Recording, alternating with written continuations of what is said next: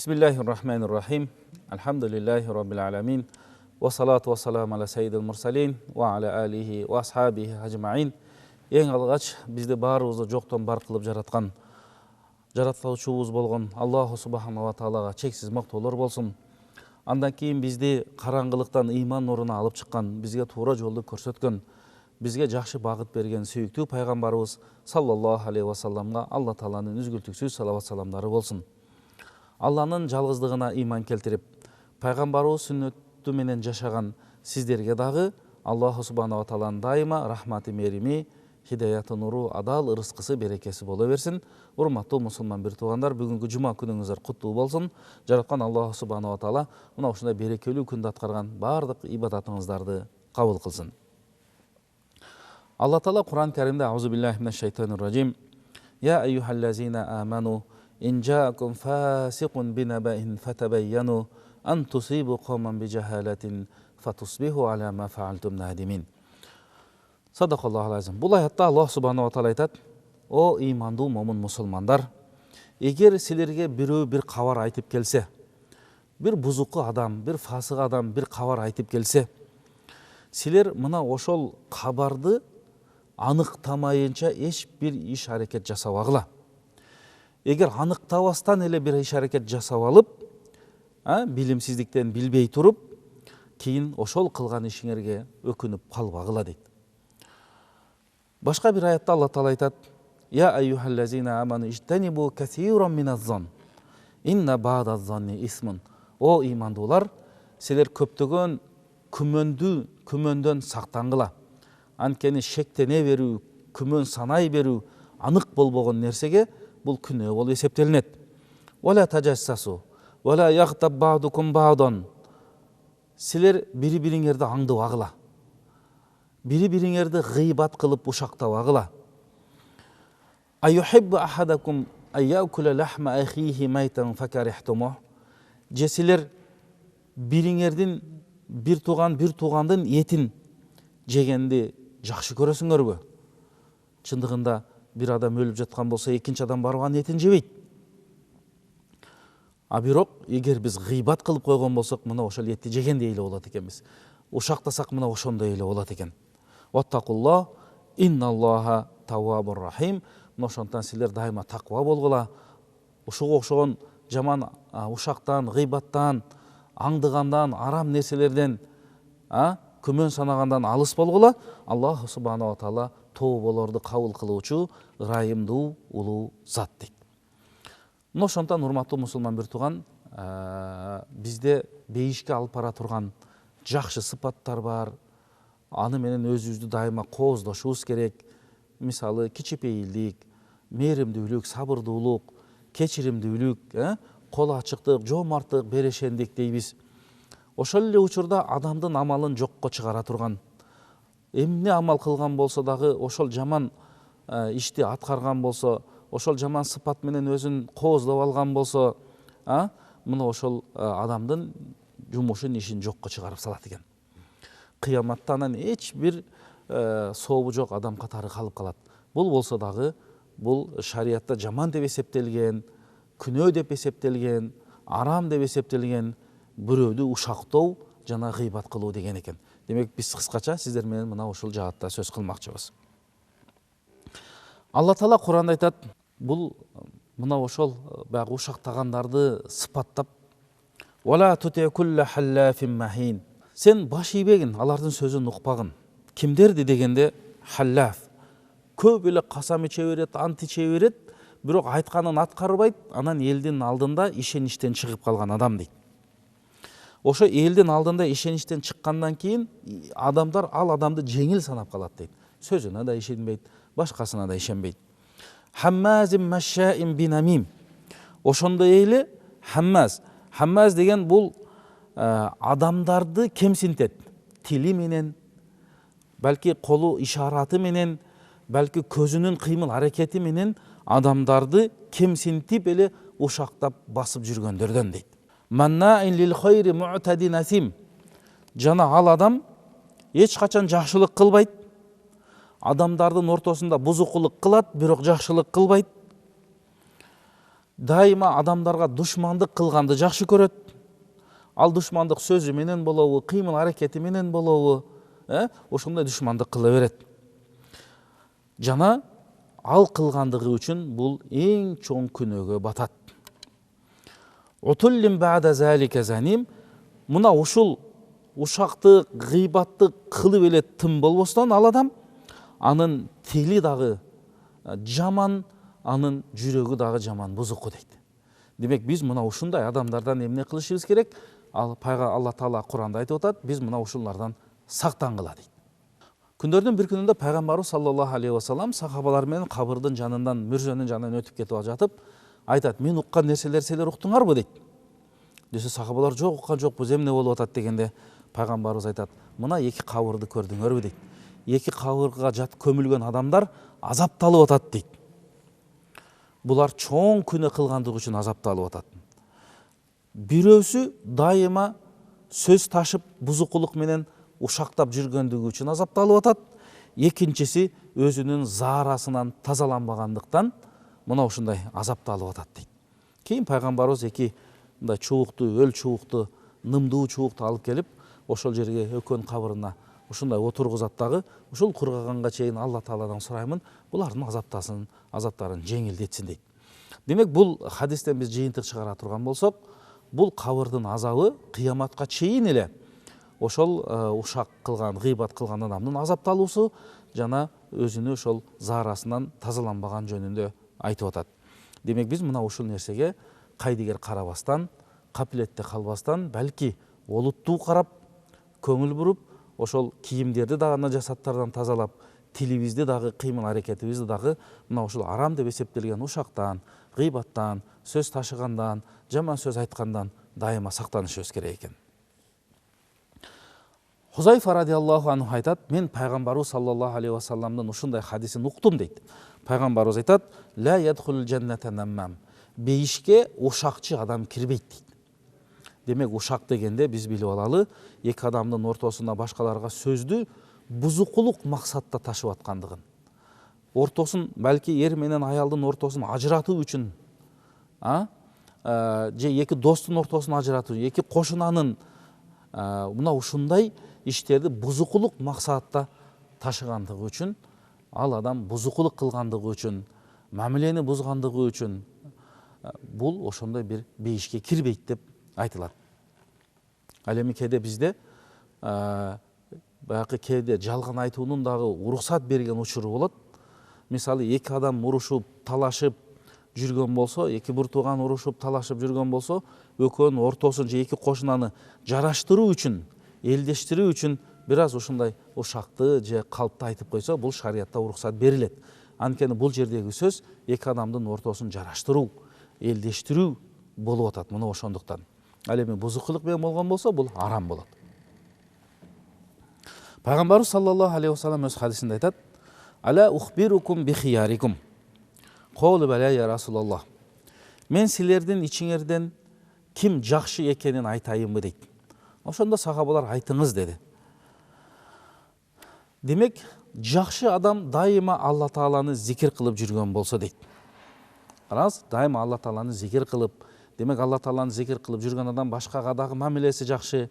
Алла Тааланы зикир кылган адам анын тили дагы ушактан, гыйбаттан, жаман сөздөн таза деп эсептелинет. Мына ошолор жакшы адамдар деди. Ал эми жаманыңар деди пайгамбарыбыз айтты. Жаман адамдар деди: "Ал-машауна бин-намимати." Алар Алланы зикир кылбайт, Куран окубайт, жакшы сөз айтпайт, балки ушак сөздөрдү ташып жүрөт дейт. "Муфсидуна байнал ахиббати." Эки достун, эки кошунанын, эки туугандын ортосун эмне кылып жүрөт? Бузуп жүрөт дейт. Мына ошондуктан, мына ушул нерселерден эмне кылыш керек экен? Биз сактанышыбыз керек экен. Ал эми пайгамбарыбыздын башка бир хадисинде келет: "Кыяматта эң жаман адам деп эсептелет. Ал кандай адам десе, ал эки жүздүү адам" дейт. Буларга келгенде башка жүз менен болуп калат, тигилерге алганда башка жүз менен болуп калат дейт. Бул ошол эки жүздүү адам дейт. Мына ошол нерсе кыяматтагы эң жаман адамдын катарына кирет дейт. Мына ошондуктан Али радиаллаху анхуга бир киши келип мындай дейт: "Баланча сизди сүйлөп койду" дейт. Ошондо Али радиаллаху анху айтат: эгер сен чын айтып аткан болсоң, анда чындыгында жаман иш кылдың.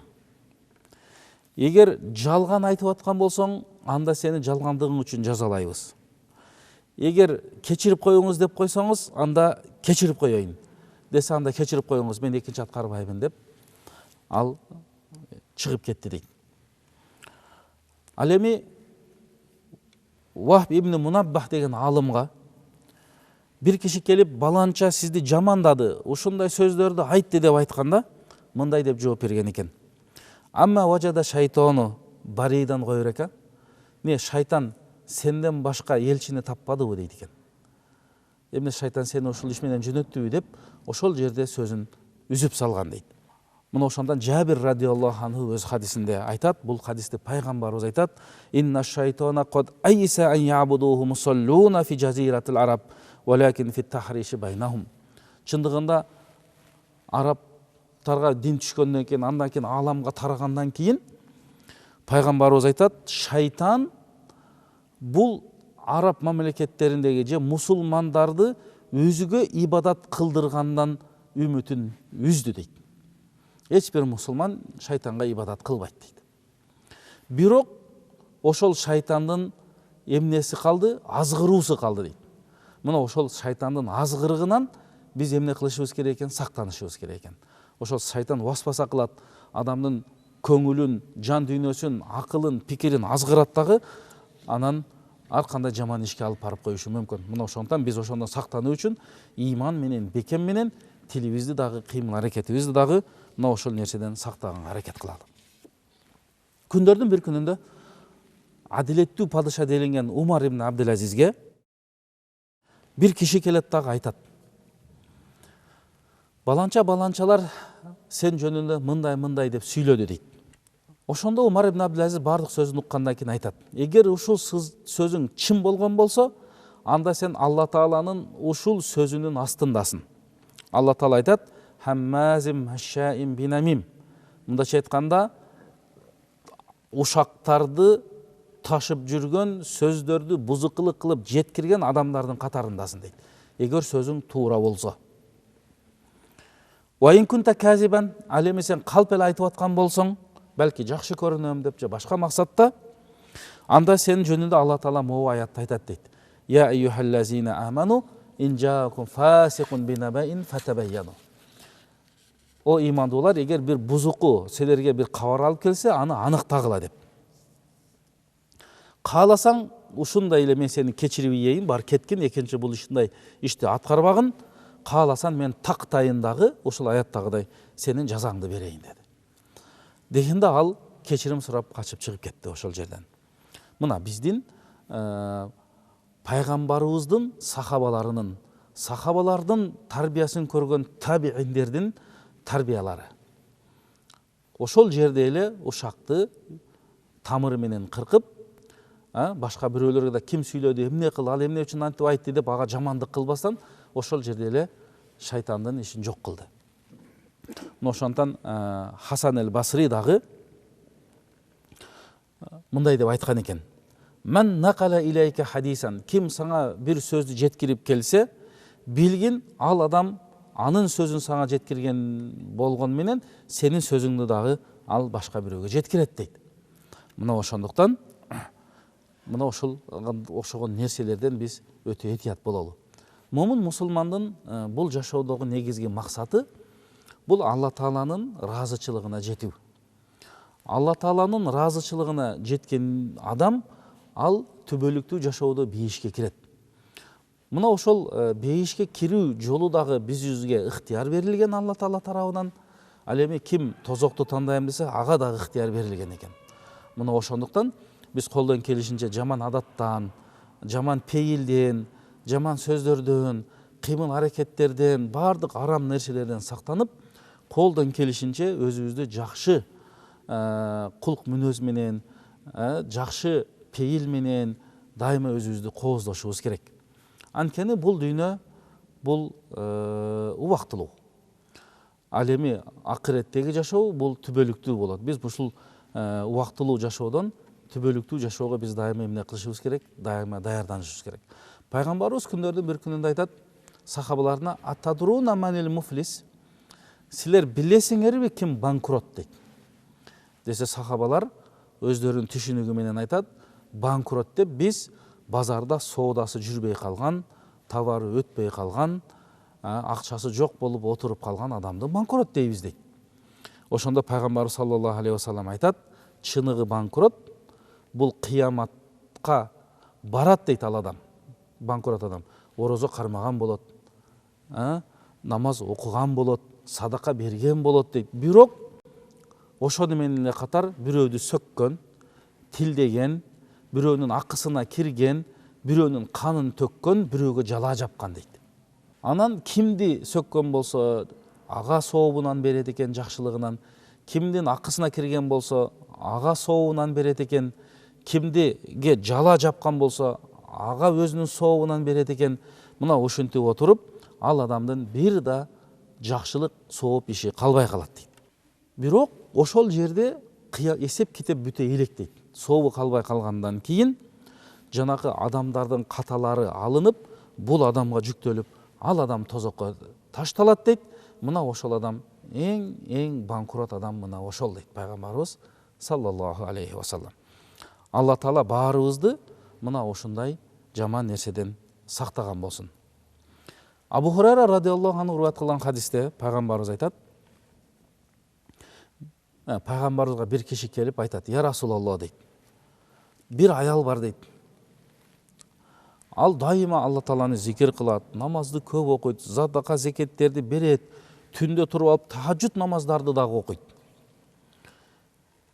Орозону такыр таштабайт. Бирок ал дайыма тили менен кошуналарына зыян берет" дейт. Балки тилдейт, балки каргайт, башка жаман сөздөрдү айтат. Дегенде пайгамбарыбыз "Хия финнар", ал адам эгер тооба кылбаса тозокко кирет деди. Анан пайгамбарыбыз айтты: "Хал якубун наса финнари аля вужухихим аля манахирим илля хасахиди алсинатихим." Мындайча айтканда, адамды тозокко киргизген нерсе ал мына ошол тилдеринин сүйлөгөн натыйжасынан болот дейт. Тил менен жакшы сүйлөп бейишке да кире алат экенбиз, тил менен ушак гыйбат жаман сүйлөп тозокко да кирип кете алат экенбиз. Мына ошондуктан биз колдон келишинче азыр жакшы бир мүмкүнчүлүк бар болгон учурда, акыл ордубуз жайында, алты саныбыз аман болгон учурда, Алла Таала бизге жакшы бир жашоо берип, мүмкүнчүлүк берген учурда, биз мына ушул нерселердин баардыгына кайдыгер карабастан, олуттуу карап, өзүбүздү эмне кылышыбыз керек? Жакшы жакка тарбиялашыбыз керек. Мына ошондуктан Аллах субханаху ва таала бизге намазды берди. Намаз адамды тарбиялайт экен. Инна солата танха анил фахшай вал мункар. Намаз адамды жамандыктан, бузукулуктардан, фахишалардан, баардык кыпластыктардан тыят дейт. Орозо дагы адамды тарбиялайт экен. Лааллакум таттакун дейт. Силер такыба болууңар үчүн мен орозону бердим дейт Алла Таала. Орозо болгон адам арамга аралашпайт, жаман сөз айтпайт, өзүн дайыма көзөмөлдөйт. Биздин мына ушул жашообуз дайыма мына ушундай өзүбүздү көзөмөлдөө менен өтүш керек. Ал эми дагы эле акылыңызга келбей, капилетте калып, кайдыгер болуп, бул калган жашооңузду дагы мурдагыдай туура эмес өткөргөн болсоңуз, шариатка каршы өткөргөн болсоңуз, анда Алла Таала мурдагы күнөөңөрдү да кечирбейт, кийинки күнөөңөрдү да кечирбейт. Анда кыяматта абалың аябай кыйын болот деп өзүнүн жакшы бир насаатын айткан экен. Мына ошондуктан урматтуу мусулман бир туугандар, жараткан Аллаху субханаху ва таала баарыбызга ишибизге, ибадатыбызга ийгилик, тавфиктерди берген болсун. Ыйманыбызды дайыма бекем кылсын. Алла Тааланын жолунда туура адал жашоого Алла Таала баарыбызга күч кубат берген болсун. Мына ушул айтылган аят хадистерге амал кылууну баарыбызга Алла Таала насип кылсын. Урматтуу мусулман бир туугандар, дагы бир жолу жума күнүңүздөр куттуу, берекелүү болсун. Ассаламу алейкум ва рахматуллахи ва баракатух.